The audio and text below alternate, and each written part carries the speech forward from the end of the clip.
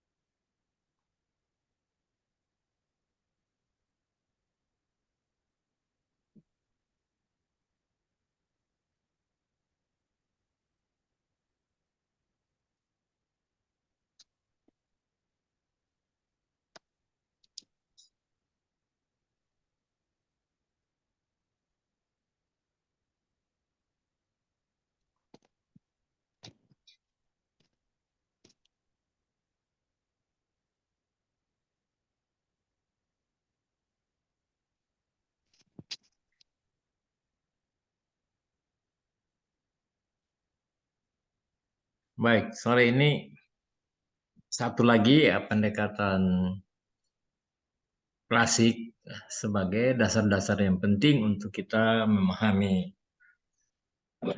teori administrasi publik. Ya, kita diskusi tentang pendekatan rational choice dalam administrasi publik ya.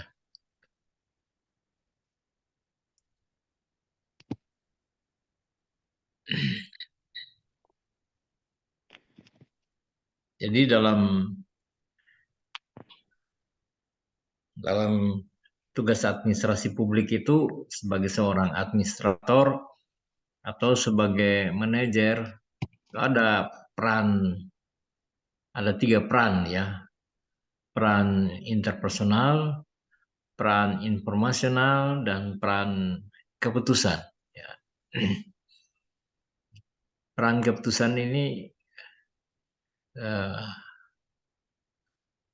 salah peran dalam mengambil keputusan ini dalam rangka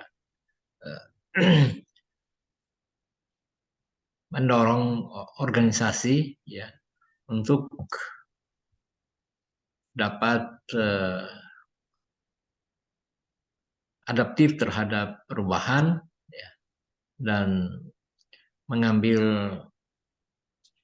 langkah-langkah yang sangat penting untuk pencapaian tujuan organisasi di tengah-tengah berbagai tantangan lingkungan internal maupun eksternal. Jadi peran pengambil keputusan dalam organisasi ini merupakan peran yang strategis karena menentukan bagaimana organisasi mencapai masa depan, mencapai tujuan, dan bisa memuaskan semua yang ada dalam organisasi. Ya. Memang kalau kita mau katakan bahwa manusia hidup ini hidup dalam pengambilan keputusan. Setiap detik itu kita mengambil keputusan. Tapi kalau keputusan pribadi yang efeknya hanya pribadi. Tapi kalau kita bicara tentang keputusan berhubungan dengan organisasi, berhubungan dengan administrasi publik, ya, itu keputusannya menyangkut kepentingan kepublikan, kepentingan publik yang dipertaruhkan.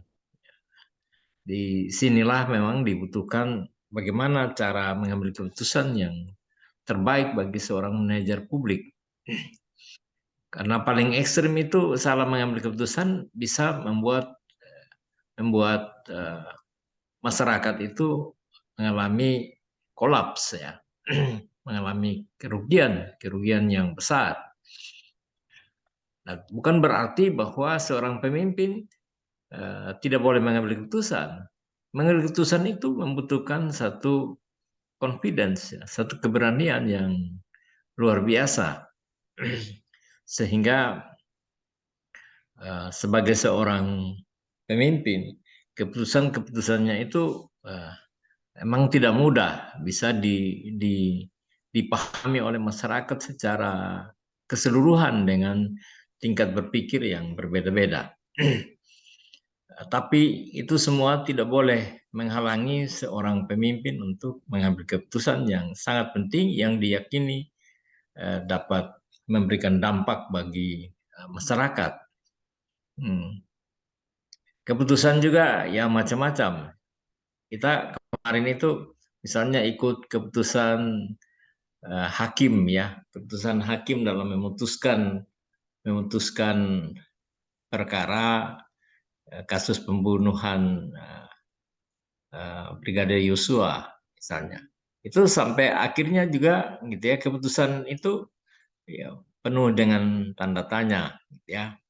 Karena faktor motif itu beda-beda gitu ya. Ada motifnya perkosaan, pelecehan seksual, tapi terakhir hakim katakan ya sakit hati. Ya, tapi keputusan begitu penting menyangkut ya mati hidup orang gitu ya.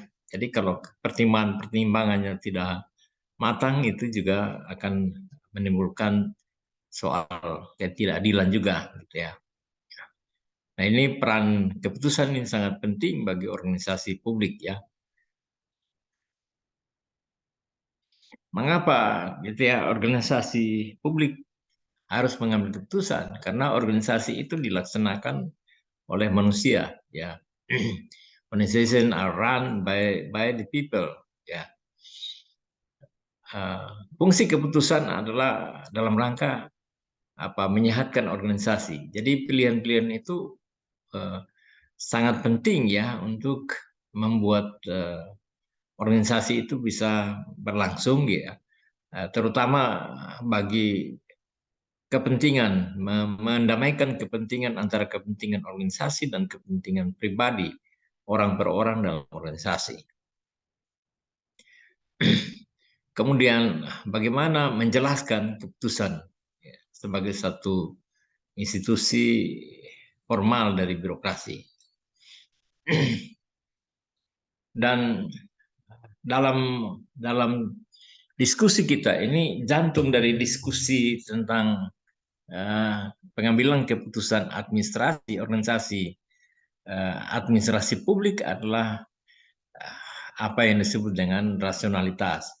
Nah, kalau kemarin itu kita bicara rasionalitas itu berhubungan dengan pola struktur pengorganisasian.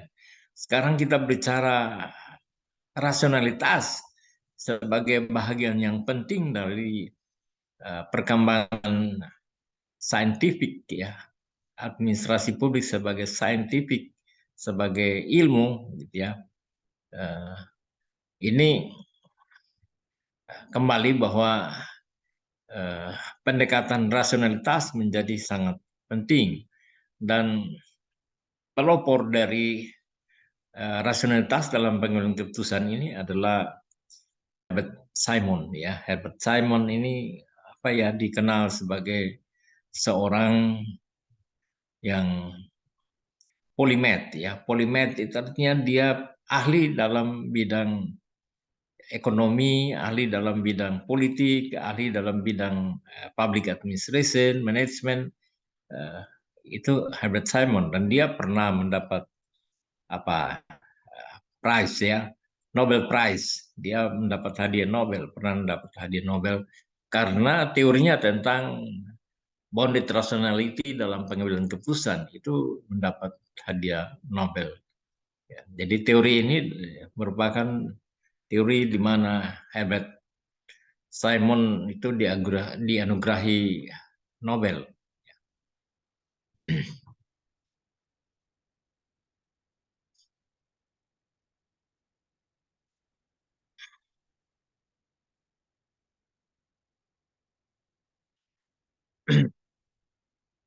Jadi kalau kita bicara tentang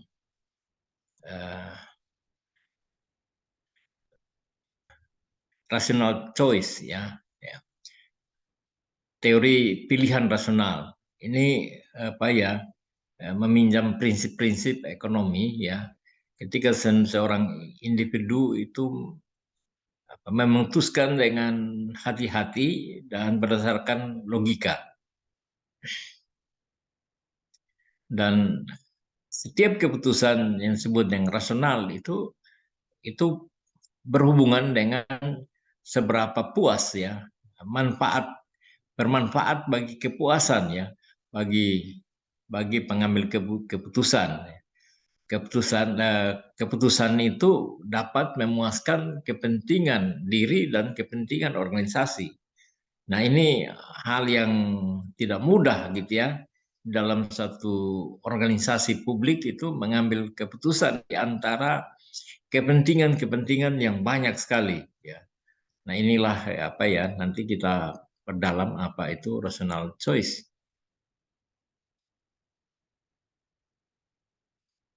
Oleh karena itu, choice itu ada kerugian dan juga ada filosofisnya. Sebagai ilmu sosial, satu pendekatan dalam ilmu administrasi publik.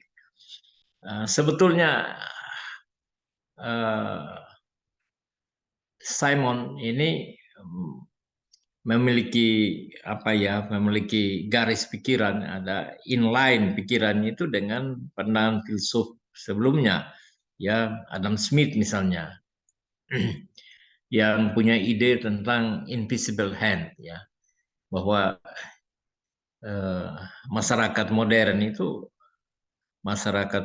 itu diatur oleh apa yang disebut dengan tangan kata teori tangan tak kentara ya atau invisible hand ya bahwa invisible hand ini apa biarlah ya pasar punya rasionalitas tersendiri gitu ya. Jadi mekanisme pasar itu yang mengatur kehidupan manusia. Selain pandangan Smith, Adam Smith, juga pandangan dari paham utilitarianisme. Jadi utilitarianisme ini pandangan filosofis dari apa ya eh, Jeremy Bentham, kemudian John Stuart Mill ya bahwa satu satu tindakan manusia yang baik itu ditentukan oleh hasilnya. Jadi bukan ditentukan oleh ketaatan terhadap peraturan atau norma, tetapi ditentukan seberapa besar dampaknya. Jadi keputusan yang baik itu keputusan yang berdampak besar, yang disebut dengan the greatest good for the greatest number. Jadi kebaikan yang terbesar gitu ya bagi dalam jumlah yang besar pula. Jadi greatest good ya sesuatu yang baik itu juga dilihat dari jumlah yang besar atau sesuatu yang baik itu dinikmati oleh semakin besar orang menikmatinya sebanyak mungkin orang menikmatinya. Oleh karena itu paham utilitarianisme ini berpusat pada apa yang disebut dengan pleasure pain calculus, perhitungan antara kesenangan dan kesakitan ya membanding kesenangan dan kesakitan. Jadi kalau disebut dengan utilitarianisme itu senangnya harus lebih besar dari sakit ya menderita gitu ya atau kerugian di sini disebut benefit and cost berapa besar keuntungan dibanding dengan biaya yang dikeluarkan. Nah, itu yang disebut dengan perbandingan rasionalitas berbasis pada utilitarianisme.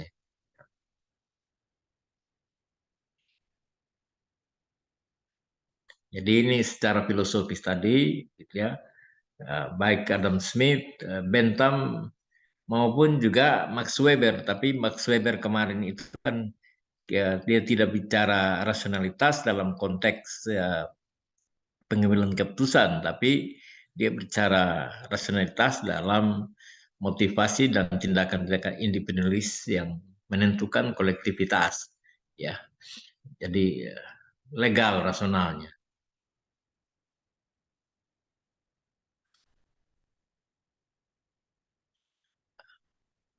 Pandangan rasional ini sebetulnya motivasinya adalah gitu ya, eh, individualisme. Jadi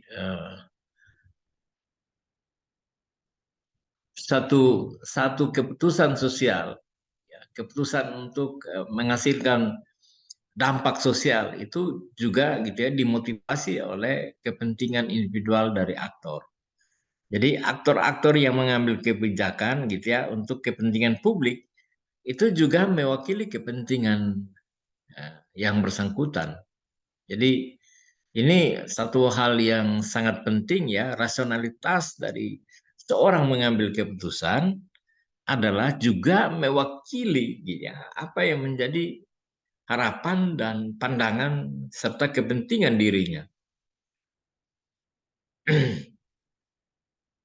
Jadi sosial fenomena menurut pandangan ini bahwa fenomena sosial itu tumbuh hanya dari tindakan-tindakan individual. Jadi keyakinan terhadap tindakan individual dalam satu fenomena sosial.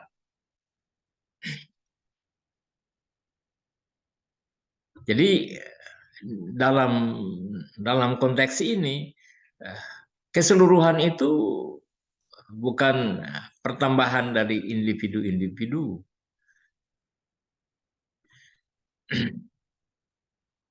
Bahwa dalam pandangan rasional ini tidak meyakini bahwa yang menyeluruh itu lebih baik dari bukan suatu hasil penjumlahan dari apa ya dari individu-individu kepentingan individu. Jadi tiap-tiap individu itu punya kepentingan sendiri-sendiri. Ya. Jadi dia menentang apa yang disebut dengan holisme. Ya. Bahkan di dalam teori ini mereka meyakini apa yang disebut dengan atomisme. Ya. Jadi kalau kita bicara atom itu artinya partikel terkecil ya, partikel terkecil yang mempunyai daya ledak yang besar. Jadi kalau kekuatan mengambil keputusan itu bukan dari makronya, tetapi kekuatan-kekuatan yang membentuk, aktor-aktor yang membentuk, itulah yang mempunyai kekuatan yang besar dalam mengambil keputusan. Jadi daya ledak atom yang besar itu justru dari partikel-partikel yang kecil. Nah, ini apa ya? Ini pandangan ya, bagaimana kekuatan individualisme di dalam apa rational choice ya.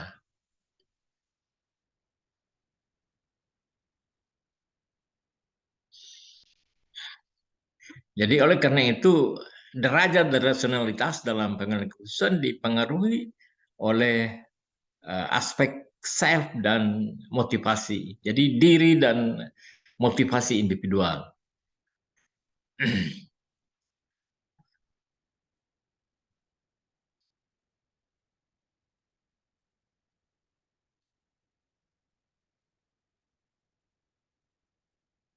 Kemudian bahwa dalam rational decision making untuk administrasi publik, ya, sukses organisasi tergantung pada pembuatan keputusan dan bagaimana keputusan itu memecahkan masalah. Jadi keputusan itu dibuat dalam rangka solving problems.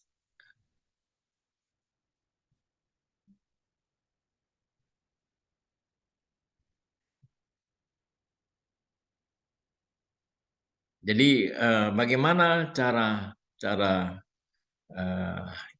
untuk mulai apa ya mengambil keputusan dari agenda setting ya, kemudian dari proses menetapkan agenda, fixing agenda, kemudian menetapkan tujuan dan mendesain tindakan-tindakan ya, untuk problem solving. Itulah disebut dengan apa yang disebut sebagai decision making. Jadi decision making dalam konteks ini adalah bagaimana menetapkan agenda, kemudian menetapkan tujuan, dan mendesain aksi untuk memecahkan masalah. Jadi 3 aspek yang penting. Dalam pemerintahan itu, fixing agenda itu hal yang sangat penting karena public issue ini banyak sekali ya. Public issue ini banyak sekali.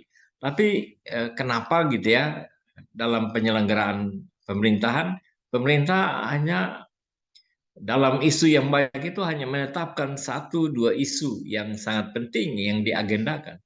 Jadi diagendakan itu menjadi agenda publik untuk diselesaikan. Jadi kalau masalah publik, isu publik banyak, tapi kalau tidak menjadi agenda, itu tidak menjadi prioritas, ya, prioritas dalam penanganan oleh pemerintah.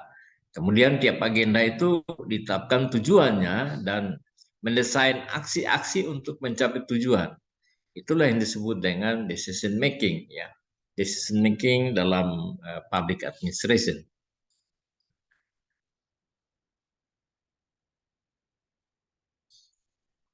Nah, ini ya sedikit tentang karena teori ini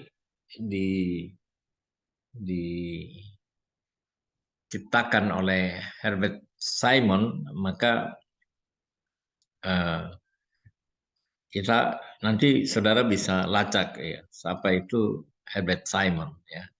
Jadi dia sekali lagi menerima Nobel Prize ya, dalam bidang ekonomi tahun 78 ya.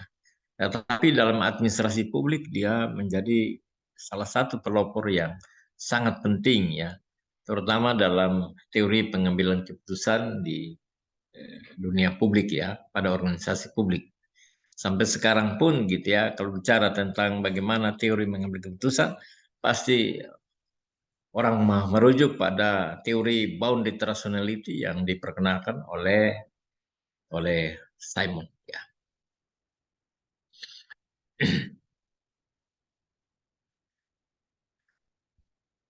Nah, menurut Simon ini ada tiga hal yang penting ya di dalam pengambilan keputusan. Yang pertama disebut dengan intelligence activity, kemudian design activity, dan choice activity. Jadi aktivitas intelligence ya, ini tahap awal, bahwa tahap ini ketika satu persoalan dibedah, dieksplorasi, ya, dieksplorasi dengan satu pendekatan, ya, pendekatan berpikir dari eh, seorang pengambil keputusan. Jadi seorang manajer itu bekerja lebih banyak pada area intelligence. Jadi menggunakan otak lebih banyak karena mengambil keputusan adalah pekerjaan manajerial. Bahkan ini pekerjaan top manajer itu sebetulnya pekerjaan mengambil keputusan. Pekerjaan menggerakkan atau melaksanakan keputusan itu pada middle manager dan pada lower manager, ya, operasional.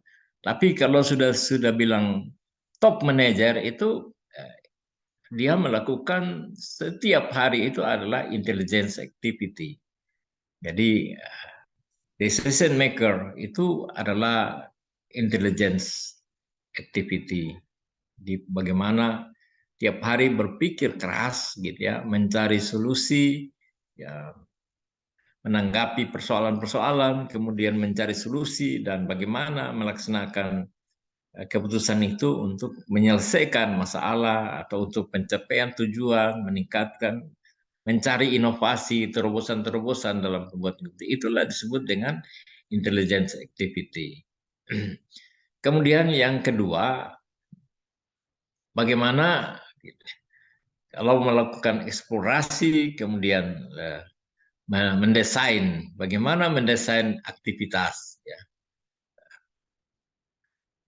Aktivitas dalam hal ini alternatif pilihan. Jadi di dalam memutuskan itu tidak pernah hanya ada satu alternatif. Pasti ada beberapa kombinasi, beberapa aspek yang harus diputuskan.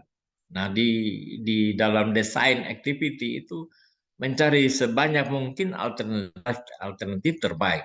Tetapi akhirnya gitu ya, seorang pengambil keputusan harus melakukan yang disebut choice activity. Bagaimana dia mengambil alternatif yang terbaik, ya, yang terbaik menurut pandangannya. Nah, ini apa ya? Ada keputusan-keputusan yang sifatnya strategik karena jangka panjang, ada keputusan yang jangka menengah, ada keputusan-keputusan yang rutin sifatnya. Tetapi pada dasarnya kegiatan pengambilan keputusan ini paling tidak meliputi tiga aspek ini: intelligence activity, design activity, dan choose activity. Kita contoh saja misalnya, kita hanya keputusan yang paling sederhana. Misalnya kita ingin makan ya.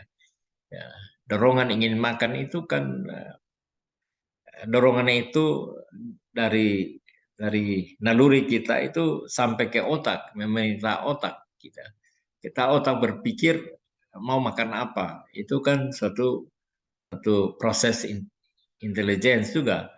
Mau makan apa, mau makan di mana gitu ya. Bagaimana makanan itu yang sehat, bagaimana makanan itu mahal atau murah gitu ya. Apakah makanan itu cepat saji atau tidak gitu ya. Itu adalah intelligence activity. Jadi kalau kita sudah tetapkan itu jadi prioritas, kita memilih makannya seperti apa. Design activity. Kemudian kita putuskan, oh makanan yang diputuskan dalam konteks ini adalah makanan yang cepat saji misalnya. Makanan yang cepat saji karena tekanan waktu gitu ya. Dibutuhkan eh, apa ya penyediaannya tidak boleh ditunggu lama karena ada aktivitas lain. Misalnya seperti itu harian kita mau tidur juga bisa, kita sudah mengambil keputusan, kita mengambil keputusan mau tidur jam berapa gitu ya, sebelum tidur apa yang dilakukan gitu ya, terus kita pilih gitu ya, mau tidur mau tidur jam 10, jam 8, jam 9 gitu. Apa saja, tiap hari kita mengambil keputusan untuk kepentingan diri kita. Tapi kalau kita bicara konteks ini adalah keputusan uh, yang bersifat organisasional. Ya. Jadi menurut Simon, semua keputusan untuk public administration ini tidak ada yang disebut dengan perspektif apa perfect ya, tidak ada perfect decision ya menurut Simon. Jadi bagaimanapun keputusan yang disebut rasionalitas itu ada boundednya, ada batasan-batasannya. Jadi disebut dengan bounded rationality. Karena rasionalitas itu juga punya keterbatasan ya. Keterbatasan ya, sumber daya gitu ya, keterbatasan waktu ya, keterbatasan dari segi lingkungan ya, seringkali itu terjadi. Jadi tidak ada keputusan-keputusan keputusan publik yang sifatnya itu sempurna. Menurut Simon itu selalu ada bounded rationality-nya. Nah, inilah sebetulnya gitu ya. Eh, Bagaimana memperhitungkan soal bounded rationality dalam keputusan untuk mencapai eh, tingkat yang memuaskan ya, yang disebut dengan satisfying decision, bukan satisfying tapi satisfying. Karena di situ ada satisfy tambah suffice ya. Jadi memuaskan tetapi juga gitu ya suffice. Jadi dia melengkapi ya kepuasan, tetapi juga sesuatu yang diperlukan. Jadi satisfying ini yang disebut sebagai apa ya, maksimalisasi dari satu pengambilan keputusan dalam yang disebut dengan bounded rationality. Oleh karena itu dia katakan decision which do not maximize and they only satisfy and suffice. Ya. Keputusan publik itu tidak bisa sampai yang maksimal. Dia hanya sampai pada memuaskan, ya, memuaskan dan mencukupi. Itulah yang apa ya, yang disebut oleh Simon tentang keputusan yang terbaik dalam administrasi publik.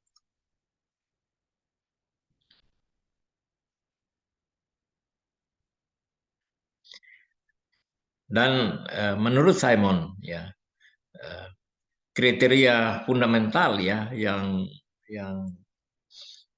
mendasari seorang administrator gitu, ya, mengambil keputusan adalah soal efisiensi. Ya. Efisiensi ini menjadi ukuran ya rasionalitas yang dikatakan oleh Simon. Dalam bounded rasionalitas kita melihat atau mempertimbangkan alternatif-alternatif yang lebih efisien, ya, mencapai tujuan dengan sumber daya yang semakin kecil, ya. Itu menurut jadi satu pengorbanan yang kecil mendapat hasil yang besar, ya, itu efisiensi menurut Simon. Yang tadi dalam kalkulus antara pressure and pain, ya. Jadi pengorbanan harus lebih kecil dari hasil. Kalau pengorbanan lebih besar dari hasil, maka terjadi inefisiensi. Ya. Ini menjadi dasar dari satu pengambilan keputusan. Ya.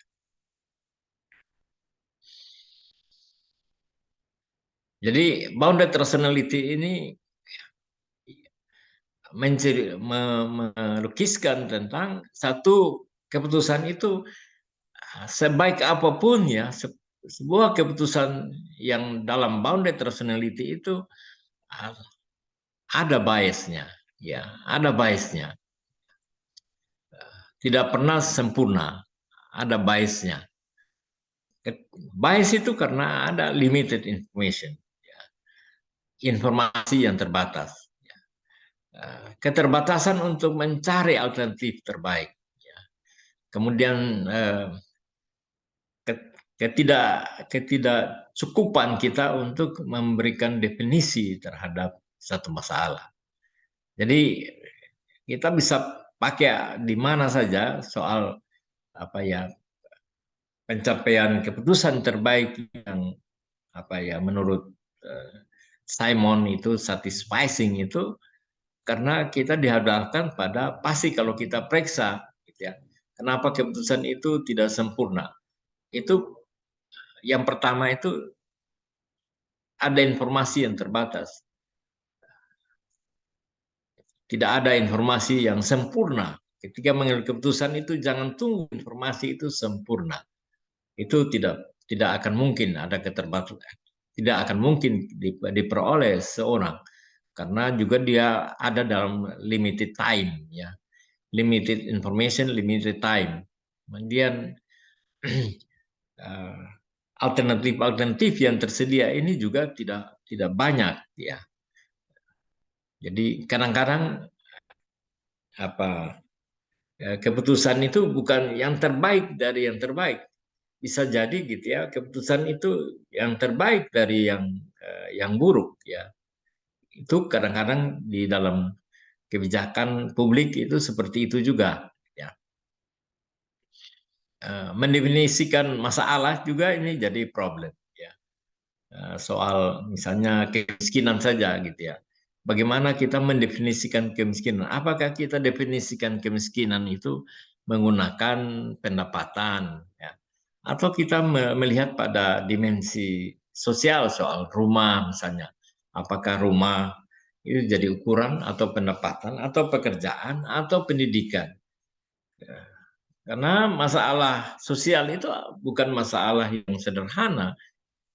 Terutama misalnya kita sebut kemiskinan misalnya, itu bukan masalah yang sederhana. Itu masalah yang kompleks, ya. Miskin satu orang di satu rumah tangga dengan rumah tangga yang lain itu bisa sama, bisa berbeda-beda pula. Apa yang menyebabkan orang miskin itu bisa beda-beda. Sehingga kita mau membuat definisi kemiskinan yang bisa mencakup keragaman orang miskin yang ada, ini juga punya keterbatasan. Ini satu contoh misalnya, ya, soal bounded rationality. Jadi ini sebenarnya prestasi daripada Herbert Simon, ya, yang apa ya, pendekatan rasionalnya, tetapi dia menambahkan yang disebut dengan bounded rationality. Ya.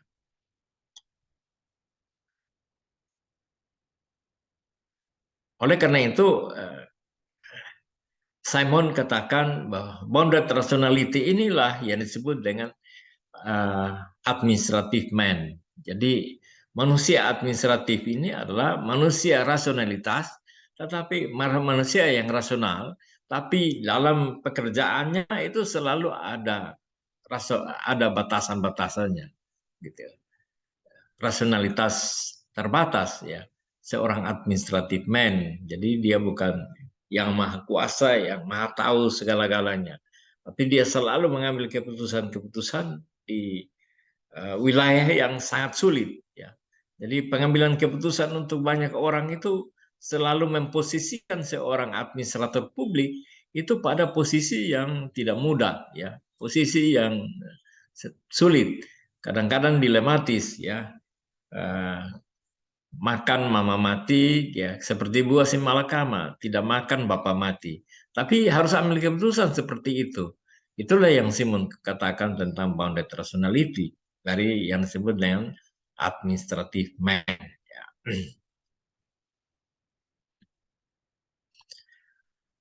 Nah, di dalam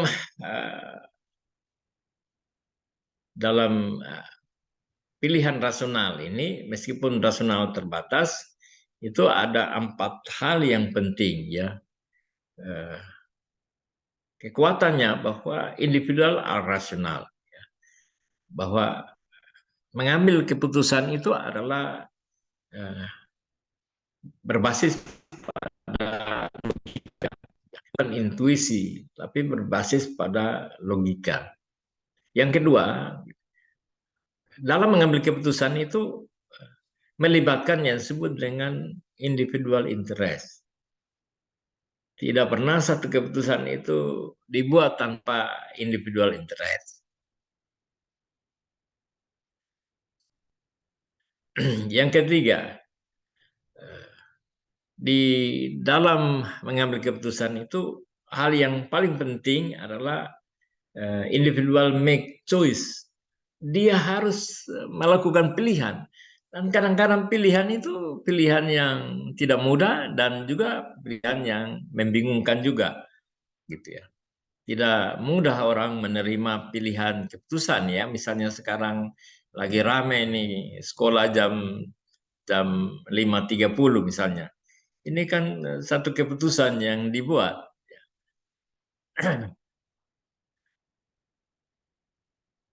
Kemudian individual rationality make choice to increase their utility. Jadi inti dari rasionalitas, ya, pilihan rasionalitas itu ada pada utility, apa manfaatnya, apa dampaknya. Itu 4 prinsip rational choice, ya. Pertama, keputusan diambil oleh individu menggunakan logik, ya. Kedua, itu berhubungan dengan individual interest, ya. Kemudian individual choice, dan yang terakhir itu berkaitan dengan efek atau konsekuensi dari satu keputusan. apa utility-nya. Ya.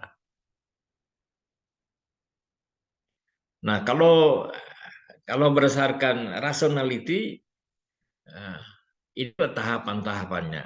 Ya, tahapan-tahapan dalam rational decision making.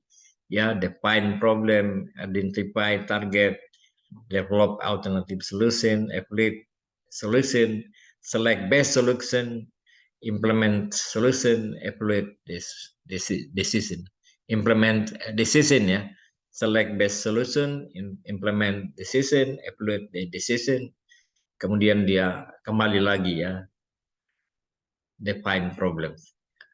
Ini tahapan-tahapan yang penting ya dari yang disebut dengan rasionalitas.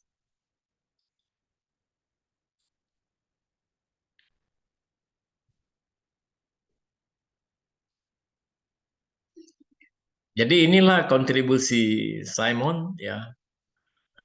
Nanti saudara bisa cari bukunya gitu ya. Ada bukunya tentang decision making, administratif, behavior, ya, perilaku administrasi. Ada banyak buku dari baik buku atau tulisan-tulisan artikel Simon ini. Nah, kalau kita bicara tentang bounded rationality, di dalam konteks sekarang ini kita masuk pada dunia yang diliputi oleh lingkungan lingkungan eksternal yang disebut dengan apa VUCA ya, VUCA.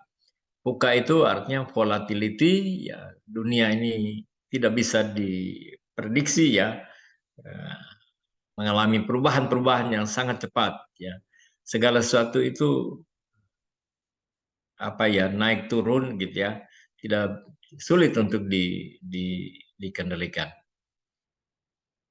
Kemudian uncertainty juga punya banyak ketidakpastian.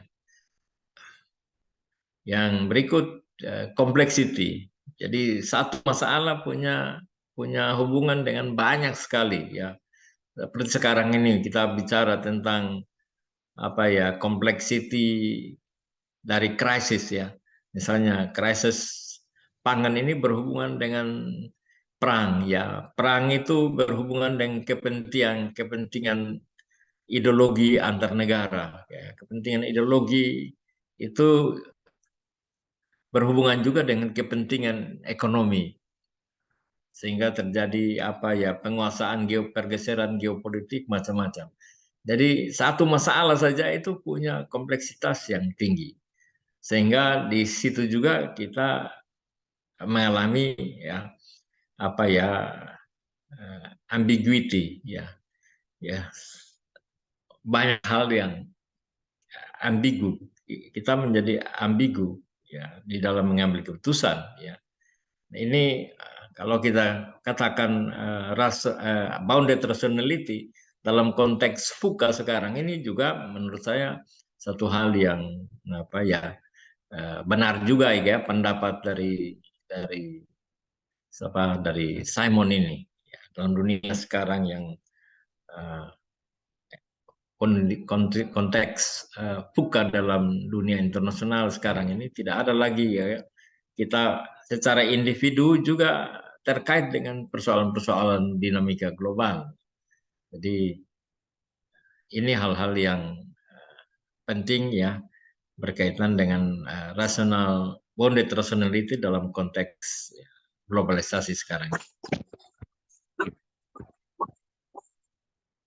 Saya kira sampai di sini dulu ya. Oke.